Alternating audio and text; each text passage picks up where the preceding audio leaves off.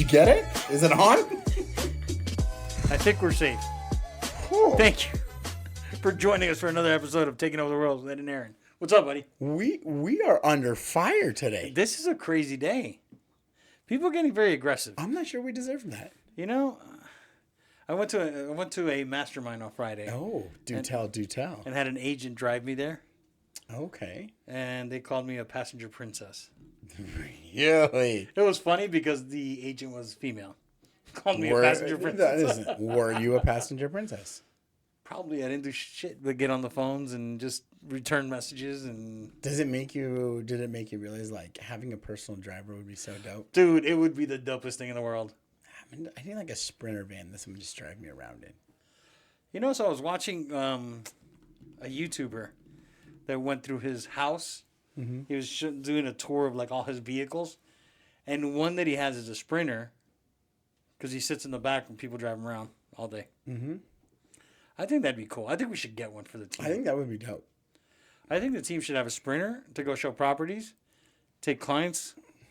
I mean, if you thought about it, I listened to somebody say one time, is that they had bought a Sprinter van, and they were in real estate, and they said like most people look at this as like why would you buy a Sprinter van? Like that's whatever. Like you're just trying to like flaunt money or whatever it is. It's like you guys are looking at it all wrong. Like think about how much time I get back. He looked at it as an investment, thinking, okay, if I'm on the road for, let's just say it's an hour, 2 hours a day, say it's on average 10 hours a week. I mean, if you're now able to return phone calls, like with your full attention, you're able to potentially, stop somewhere with your laptop if you need to type up a contract or something. I mean, the amount of business that you can do, he's like, you guys are looking at that's it all my wrong. that's my logic for wanting to get a G5. How's that going? It's not going. It's not. Is it still, about as good as the Blue Angel project? It's still a pipe dream. It's still up there. It's what I'm going to work for. But that's the same logic. It's because you can work while you're flying. Because right now you fly to Miami, and I'm like, okay, so I got 5 hours of downtime. If I got my own private jet, I could work. I could do whatever I need to. I can have clients fly with me. Okay, then. Would you take it to go see the Browns play the Dolphins next weekend? Of course, that would be a business trip. Really? Looking at investment properties in So you would have to take somebody with you? Or are you just going to go and look at properties out there? I'm just going to go look. I'm going to look at properties while I'm there. Okay, I see where you're at. Investment properties. Okay, listen, I'm all for it. We are realtors of the world. So I can look at properties everywhere. Exactly. International. I looked at properties in Mazatlán, Mexico when I went last year. Mazatlán, Mexico? Mazatlán, Mexico. Okay. I looked at properties over there. Airbnb style? Yeah. How's the market? Phenomenal over there. You know where else I realized the Airbnb market, I think, is pretty solid? Where? We went up Florida. Yeah, probably. We went up to St. George. Oh, it's up there. It's phenomenal. A couple of, 3 weeks ago, I went with some buddies and we played some golf. We stayed and I got talking You had to throw the golf in there. Yeah. Dominated. Once a year golf domination. And I ended up talking to the sales manager because the house we stayed at is pretty massive. It was probably, it was 4,000, 5,000 square feet, 8 bedrooms. Had like 3 singles, and they had 2 upstairs that were built into full-on bunk bed situations. So it was like 4 in each room. But it was a brand new community still. They're not even finished building the houses, the freaking all the amenities, like the pool's not done, and they had renderings and stuff. And so when we got back on Saturday, the guy happened to be out there, and I started talking to him. So it was a really interesting conversation. I'm like, dang, these are big houses. Did you do that so you could write off the trip because now it was a business trip? No, but I yes, did. You did. I should have. I haven't written anything off from that, but I probably should. You should write off the whole trip. You were talking about real estate. And I started picking his brain about it. I'm like, hey, listen, from Vegas, gave my card and stuff, and I was asking him some questions, and I was like, dude, these houses are massive. Are all a lot of these single family homes or single families that move into these or whatever? Then, I realized it was in Utah. Typically, you have some bigger families in Utah. And he said, 8, 15 kids. A portion of them are. But he said, Dude, he said like 40% of them are straight into Airbnbs. And it was at this really nice golf course, Coral Canyon. So I'm just thinking, I'm like, dang, dude, like, like you go to these, like, and I'm sure Arizona's one, and I don't know the laws out there, but it's like you have all these beautiful golf courses, like in the St. George area. That's where we've gone to other places, but I mean, dude, they had it figured out. It was dialed. They had golf. The house was there. It made me realize, like, I need to do more in my life so that I can have one of these Airbnbs. Imagine having an Airbnb in South Florida on the water and being able to play golf. No. I'm going to tell you why. I'm not doing Tell me you're a little scared of alligators and hurricanes. I ain't doing alligators, bro. I don't want to be around hurricanes and alligators. I feel like St. George. Boring. It's a nice little easy drive. Boring. Dude, come on. My buddy actually flew his plane up there to St. George. He's got like a one Cessna? of those Sirius. I don't know. Maybe a Cessna. I don't know. It's a Sirius brand, whatever they are. And he flew. How many people? On the way up, it was 2 of them. And so the whole chat was like, hey, we should get Aaron in one of those. I was like, not a clue. Bro. You guys got a better chance of buying lotto tickets and hitting the lotto. Like, you get me in that thing, it's got to be like full Mr. T situation, like from the A-Team, where they would have to like drug him and like duct tape him and put him in the plane. Like, that's probably it. And then they landed and they're like, yeah, you wouldn't have liked that. It got a little rough coming in. I'm like, no. But the saving grace would be, okay, I would be sitting next to the pilot. I'm sure he would let me wear a parachute. Not that I would know how to operate it. Right. But at least I could see and tell, like, if shit's about to hit the fan. So that reminds me of a movie I saw this weekend. Con Air. No. No, that wasn't it. Con Air. That was a good one, though. But, I forgot what the name of it was with Sebastian Mazatlán. Janikowski. No, Mazatlán, the comedian. Oh, yeah. Okay, I knew who that guy is. Yeah. I know. I'm pretty sure. It was about, like, my father or something. My good father or something like that. And it was with Robert De Niro being his dad. Mm-hmm. And he went to go meet his fiance or his girlfriend at the time because they weren't engaged yet. Her family, and the brother was a helicopter pilot, and he's like you. So he gets on the helicopter, and they start flying to. It was a 20-minute helicopter ride, or a 2-hour drive. Between a rock and a hard place, right there. So they took a helicopter ride. He got up. A minute into it, he's breathing into a bag, hyperventilating. That's me. Yep. And then Robert De Niro was like, "I should have made him join the military. I didn't realize my kid was such a punk." They had to return back a minute into the flight so they could drive. I mean, at that point, what are you going to do though? Like you're already up there. Like what would just finish the 19 minutes? Because the problem is that the pilot was his girlfriend's brother. So obviously he's flying, then all of a sudden he turns and goes, "Oh, we're hitting rough patch." See, I'm not about that life. Like I could see my buddy like just being like, like doing those fake out things.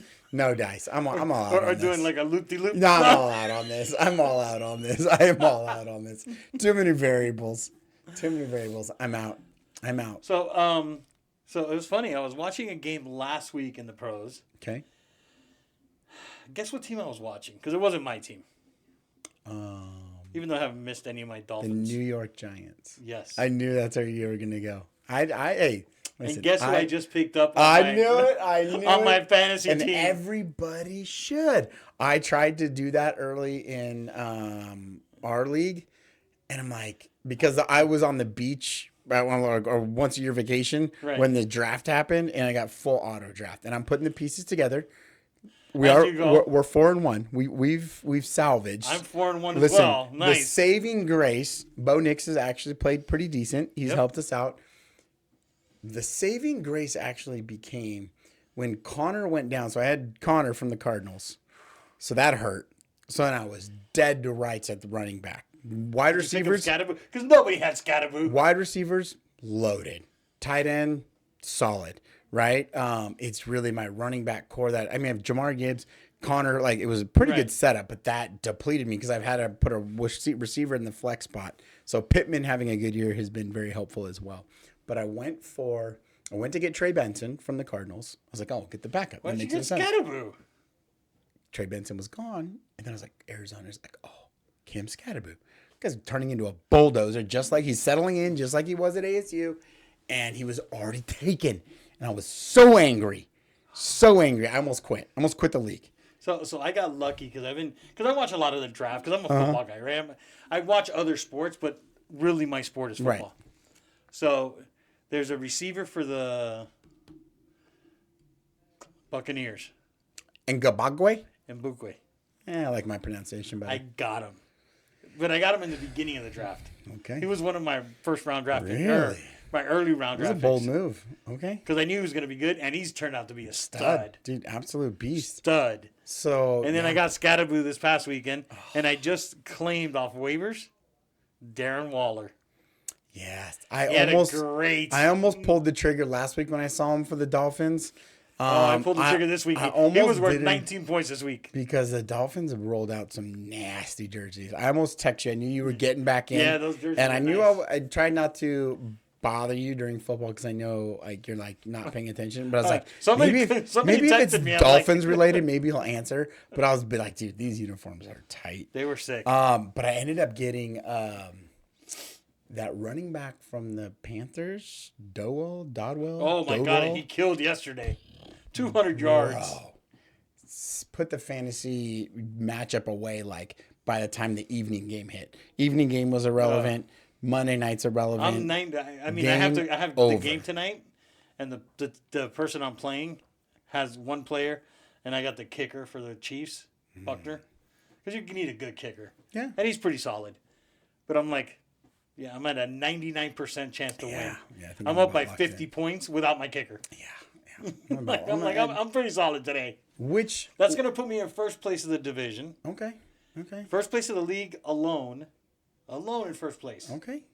More power to you. You know, And that gets us going on fanship. We were having a little bit of a conversation before. How you judge somebody's fanship. what do you mean? You were talking yes. about like people having like people always change. And I'll tell you what my biggest pet peeve went in, and I'm gonna ruffle some feathers here. In my own household, and in the family households, close family households, I'm all out on the Dodger people. I'm just not a fan. Don't you I have feel somebody like that has like a relative or something that pays? yeah, my second cousin pitched for the Dodgers for a Okay, while. so that's a reason to be fanned So of. I feel like I would have that door open, Right. but I just don't take it because I feel like when the Dodgers, the Dodgers have always been a great franchise, right there with there. But I grew up in Anaheim, so I grew up an Angels fan, So you're an Angels right? guy. And Okay. so all of my Mexicano family, of course, a lot of Dodger fans. But I just feel like so many more Dodger fans come out of the woodworks. I feel like they're like Chiefs fans, or when the Patriots were having that dynasty. okay, So that that goes back- irks me, so and that- so that- I actually I secretly root against the Dodgers. So that goes to my point exactly. Exactly. That I said, okay, if you're going to tell me you're a fan of an organization, you need to give me some history. I see. I Who I'm were the on guys board. like the Dolphins, right? I was born into the Dolphins, even though my dad was not a football fan. When I grew up, that was what we had. We had the Dolphins. My kids are raised on the Dolphins. So when I talk about the Dolphins, I talk about people like Bob Greasy and Earl Morrall and Jim Kick and Do you ever talk Zonka. about Finkel or Einhorn? No, You don't. Okay. Zonka, Mercury there Morris. is Zonga. Okay. You know, Jake Scott, Paul Warfield, like guys that are old school Miami Dolphins. That I can say, okay, this is how long I've been a Dolphin fan. So nobody can accuse me of jumping on the bandwagon. I don't know why anybody would jump on the Dolphin bandwagon anyway, because we suck. But that's a different story. But when people say like, "Oh, I'm a Chiefs fan," fine. When the Chiefs went to the Super Bowl, I think it was Super Bowl II. Who did they go against? It's Not only fair. that, who was their quarterback back then? Okay. Who was their coach back then? And listen, I'm not putting people through the rigors like you are. But I want to know because our old coach I was do. I George think Wilson, and then on top of that, it was Bob Greasy. It was Don Shula. Then after Don Shula, we had the plethora of coaches. We had Dave Wannstedt. We had Jimmy Johnson. We had a bunch of coaches. So, no, like I know the history of the Dolphins. Give me a little bit of history and context. Like we're going to Cleveland to see a game, and I told somebody that I know. I'm like, hey, I'm going to Cleveland. How are the fans? He's like, well, the dog pound. He's like, it's going to be kind of rough going in there with a Dolphins jersey. I'm like, I remember the Brian Sipe days. He goes, dude, if you bring that up to any of the fans there, you're golden, dude. Nobody will say anything to you. Like that's okay. Yeah, and see, I agree.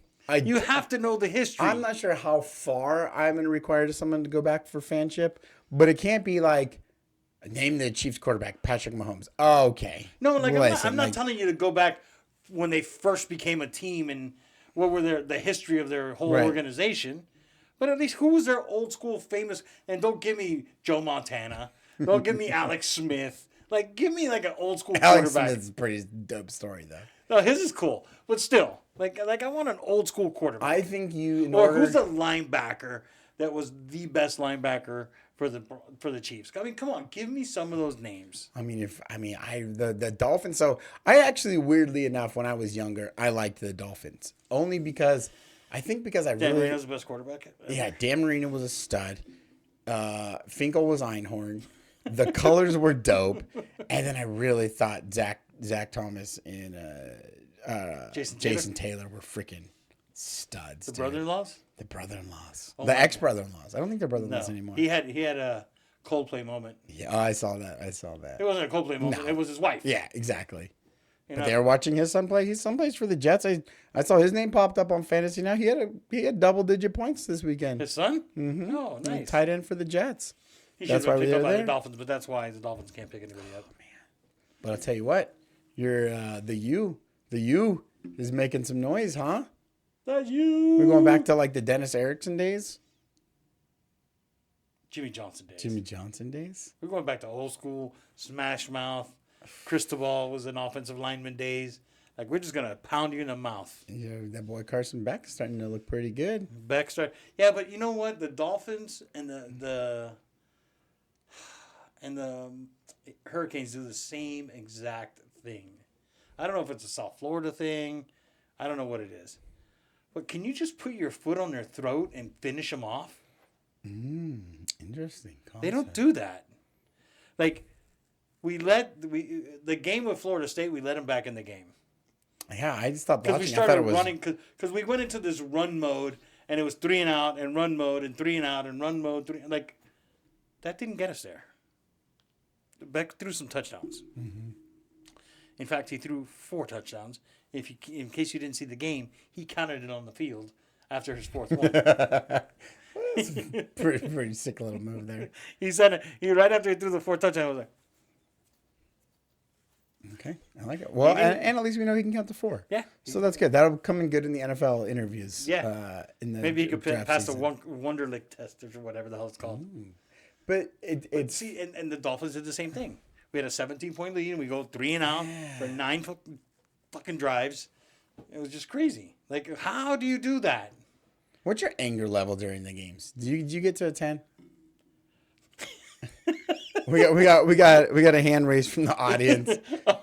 Fully elevated. Do you start yelling at the TV? 100%. Really? Oh, 100%. I mean, I've been there. But now I have such little time to actually sit down and watch the Cardinals play. I scream full. Like, my neighbors know what the score is. Really? And I'm sure all my neighbor knows it's prevent defense, or they know when they're running zone, or they know when they're, yeah. So we need to have like a standby TV like in the garage in case you pick something up and throw like a chair through it? I'm not going to do that because I'm not stupid. I don't cost myself money. But you let the TV have it. Oh, I let the TV have it. You're trying to let Magic Mike know from your living room that he's not doing a good job. You know how many times I wanted them to break Tom Brady's neck? Oh, aggressive. At least 50 times in the 20 years he was a quarterback. Okay. Because it was horrible. Okay, well, you know. You know how many times I want them to break Josh Allen's legs? Wow, I mean, that's at next level. Normally when I'm rooting against somebody, I'm just like, hey, man, like I hope they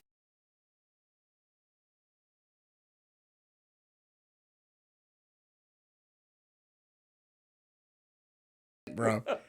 Yeah, Wow. for sure. Mine are Wow. going to the tent and be done. Okay. Well, to each But, their own. but when I go to Buffalo, I'm going to jump through the table. No, you're not. Oh, I have I to. need to see this. I have to jump You're through going the to table. Buffalo.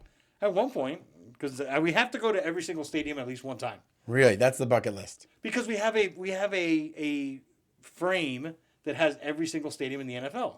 How many have you been to? None. You've never been to any stadium? I've been to Miami. I've been to the football. So game Miami's the only professional stadium you've been to for football. for football, yes. Really? I would not have guessed that. Yeah. I thought you had been to more. Because Mercy doesn't want to go anywhere. So like this one, I used it under the guise of this is our anniversary present. We're going to Cleveland. And she's like, Okay. why Cleveland? I'm like, I don't know. It's a different place. Because last year I said, hey, let's go to Seattle. Because the Dolphins were playing Seattle. We went on a cruise. I was like, after the cruise, we go to LA and we just fly to Seattle. And then we'll fly back home. Okay. And she was like, Seattle? What's there to do in Seattle? I'm like, we're going to go see a game. But she wouldn't. What about college football? Miami Stadium. Man, really? Yeah, the Orange Bowl. I think I've been to about 3 of each. I think I've been to the Cardinals Stadium, obviously. Haven't I been there. went way back in the day when they used to be the LA Rams and growing up in went to the California. Coliseum? Went there. Been to Seattle. Oh. I think that's about it. College, I've been to a couple of more. That's because you were a frat guy. So And like with my father-in-law coaching, I mean, obviously we went to a couple of bowl games, like Aloha Bowl, so we're there. ASU obviously been too many times to count. Been to the Rose Bowl, been in the Coliseum, UNLV. you went to the Rose Bowl? Yeah, went to the Rose Bowl. On the field for the Coliseum when we played SC at the Coliseum. The Rose Bowl is one of my places I've always wanted to go. I was on the field for that game, and that place is like I that was the first time I think I went to a stadium and like looked up at the stands and stuff, and I was like, whoa, dude, the Coliseum is nasty because like you are down there and there's like no separation going up the sidelines. There's not different levels. It's just like phew, a wall, and you're just like looking up and you're just going, holy mother. Well, here at the office, we're going through Bold, and our Bold coach is from Louisiana. So I told her on my bucket list is to go to Death Valley for a night game. Like there's a couple bucket lists I have in college. Okay. Like bucket list is definitely I want to go to the Rose Bowl. Yeah. Because I want to go to see Sure. the game there, Yep. and I want to go to Rose Bowl's awesome. and I want to go to the swamp at night because they say Death Valley at night is ridiculous. And then I got to go to Virginia. I think it's Virginia Tech. The Hokies. Okay. Is it? Yeah, I think it's Virginia Tech that plays Enter the Sandman Yep. at night. That's got to be sick. See, like, I got to imagine. See, I got to see, like, that energy is just ridiculous. So, like, we used to go to the USC UCLA game a lot growing up. Like, we had divided households growing up in there. And so, like, that was the big rivalry. Obviously, I've been to some ASU games. I've never gone down to Tucson. But I think, like, from a football perspective, like, not having a dog in the fight, I always feel like going to, like, Michigan or got it. Yeah. like Ohio State. Like, you get into, like, the big The house, horseshoe, you get into the shoe. or the big house. I mean, yeah. even like a Texas, like, even though, tell you what, the boy Arch, I'm not sure if the pressure got to him, but he ain't looking real sharp. He's young, too, dude. I mean, give him a break. What is he, a sophomore now? Yeah. Is that what he is? I couldn't Yeah. remember if he's a sophomore or junior the other day. Give him a minute. He'll be fine. But I mean, Let him like, get his sea legs. some of those big ones, like, I'd like to see how those games go because that looks pretty intense. Like, I want to go to a Michigan game for sure because I'm a Michigan fan. I love Michigan. But I want to go to some of those games that just... The only problem is, like, when the UM game was on this weekend against Florida State, they said there was more fights in the stands than there was on the field. That's so dumb. That's so dumb. Like, you can't go anywhere without, like, being fights and stuff. Well, I heard that Cleveland is not... Like, I heard the pros really aren't that crazy. Unless you get stupid. Yeah.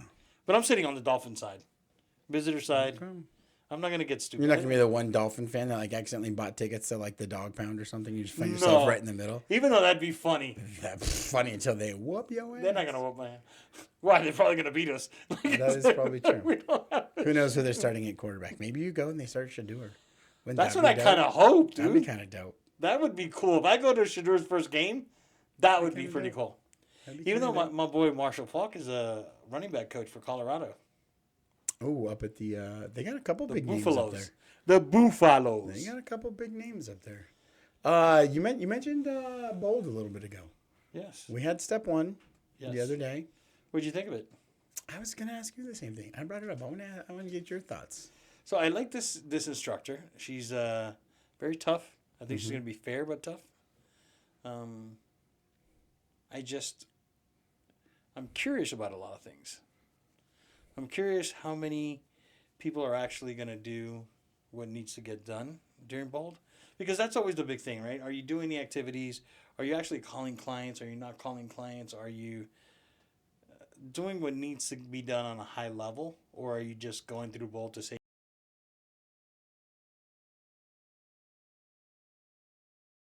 And they asked my thoughts on it and stuff, and I think that's the biggest thing. And when people ask, like, well, how do you describe Bold? Or it's like, oh, you learn techniques and this and that. And I think it's more than that, because I think majority of the people that make it a year or two in the real estate industry, because I think you have more and more that just, it's not what they thought. They realized it was going to be work and a job, and they check out.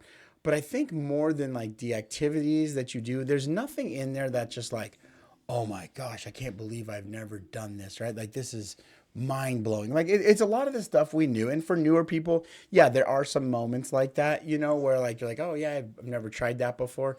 But to your point, I think the way I describe Bold to other people is that it is,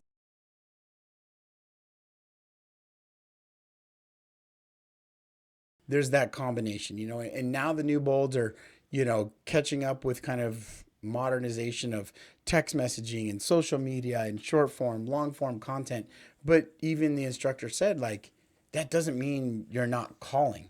And I think the ways have changed, and a lot of agents, they know what to do and what they know they need to be done, but yet they just don't do it.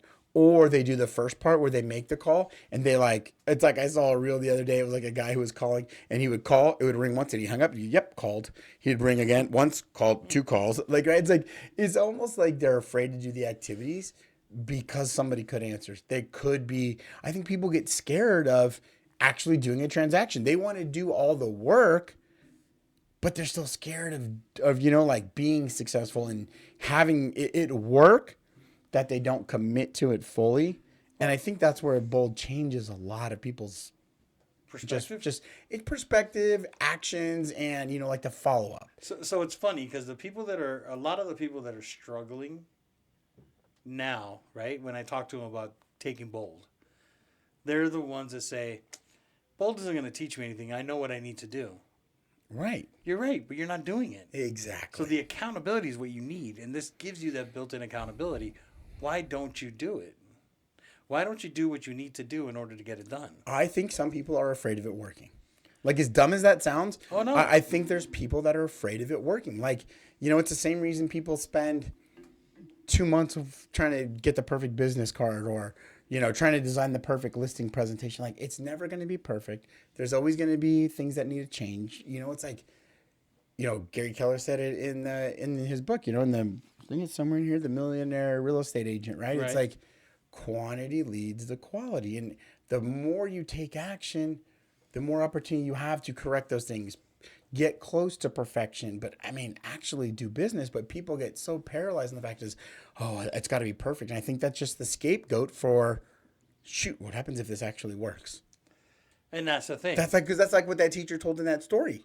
Right. Of when all her stuff worked and she had the best year. She became a millionaire real estate agent, and she told the story where like reality sunk in and she just broke down. Right. And that's the thing is, so it's funny because now that I'm trying to do some transactions, but I'm trying to do some recruiting. I'm trying to do a bunch of different things, right? And I'm focusing on recruiting. We're number 2, by the way. Nice. We got the number 2 recruiting class. No, we have the number 2. And out of our 4, we're in second place now. We were in third place with head count. Okay, we're moving up in the AP top 25. And I think we were number 1 in revenue. Well, ASU moved up 4 spots, so it's good for us to move up too as KW. That's it. following ASU's lead. You know it, dude. So we're doing these things, right? And I'm talking and I'm thinking, like, I talked to agents. So I talked to one agent, tell them that I was talking to her. She was getting her license. She was doing this. She's like, I'm just going to go to a competitor. And I'm like, why? Oh, because they're promising me all this. I'm like, okay, that's not how things work. They want the magic silver bullet. So she's like, yeah, but they're saying that, okay. I'm like, all right. She called me on Friday. And she's like, hey, can we talk? I'm like, sure. So she knows it's not working right? She knows it's not working for her. And then she tells me, but they already charged me for this month. So I think I'm just going to wait out the month. And I'm like, okay, so you've wasted 2 months now being at the competitor. You know it's not working. So you're willing to waste another 30 days instead of just saying, you know what? It is what it is. They charge me for the month, but I'm going to start doing what I need to do to start making money.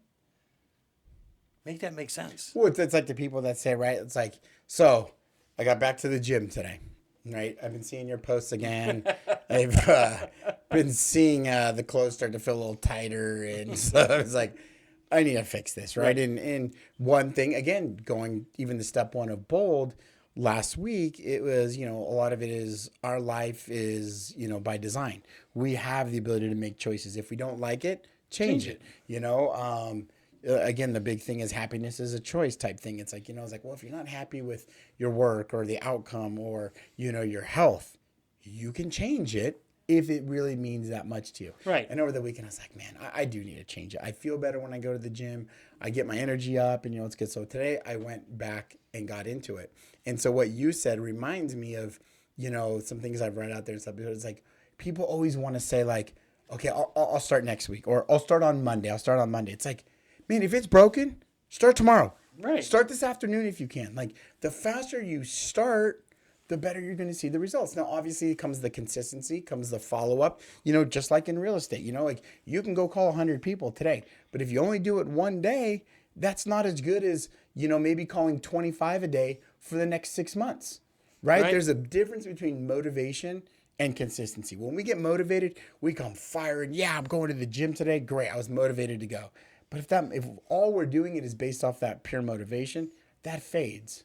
And that's where it comes in, that consistency, that, willingness to put in the work happens. And, it gets bothersome when you hear people like that saying like, well, I'll wait till this time. Or it's always something, right? It's always creative avoidance. And we're all guilty of it to some degree, whether it's healthy, whether it's making the phone call, whether it's, taking the vacation. There's always something. There's always a reason not to do something.